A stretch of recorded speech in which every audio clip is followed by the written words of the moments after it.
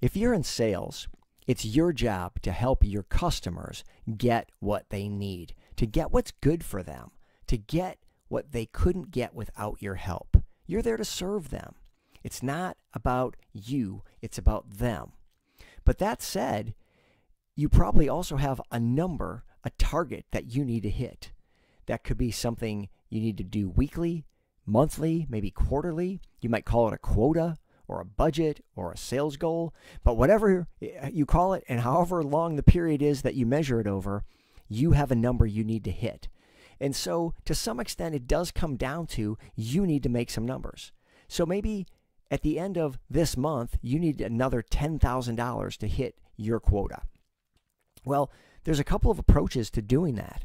And one would be, if you're responsible for the outbound marketing, the traditional kind of sales funnel where maybe you need to make 100 calls of new prospects to get 10 appointments, to get 3 proposals, to get 1 deal that over time you've shown average $10,000. So you can think to yourself, hey, I just need to make 100 calls, get my $10,000. Now that might not be feasible. That might not be how your business works. That might not be your role. So what's another tact you can take to try to bring in those dollars before the end of the period? Well, you probably have a pipeline. And in your pipeline are people that need what you do. Because if they don't need what you do, if they'll never need the thing that you sell, well then get them out of your pipeline. But the people that are in your pipeline, the reason they haven't closed yet is because the answer isn't no, it's just not yet. So they're at some point in the process of moving toward getting that product or service. So if you need something before the end of the period, go back to your pipeline.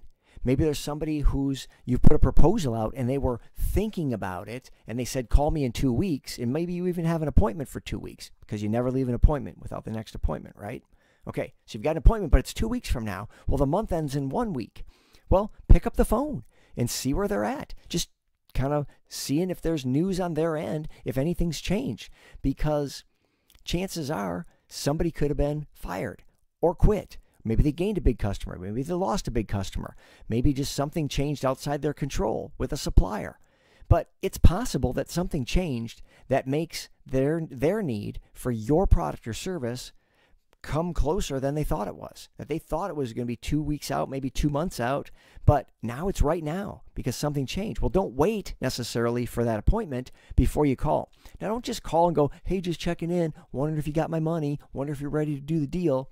Bring some value to them. Find an article that you can call and say, hey, found this article, thought you might find this interesting. Or maybe you heard something and you say, hey, heard about this thing, wondering what your take is on that. You want to bring some level of value. This is a relationship. You don't just call people up and go, hey, just checking in. Okay, cool, bye. You call with a purpose. You've got a reason to talk to them, and that reason is to build the relationship because you're there to serve them. So the point is you can call people maybe where you have proposals out.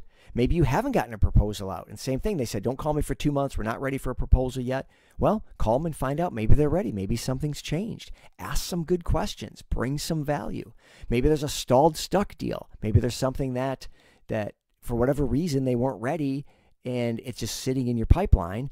See if you can reignite that. See, anything that you can do that's already in motion and maybe it came to a stop, but it's partway down the path, is going to be easier to bring to the finish line than something way at the beginning that you got to bring all the way through. Think of it as having something already having the ball in football already in the red zone, already within the 20-yard line. You just got to get it over the goal line rather than starting back on your own 20. And man, you got to go 80 yards to get this thing in the end zone. So when you're up against it, and it happens to all of us, where you've got to hit your number before the end of the month or the quarter or whatever it is, look into your pipeline and see what's there that you might be able to push across the goal line before the end.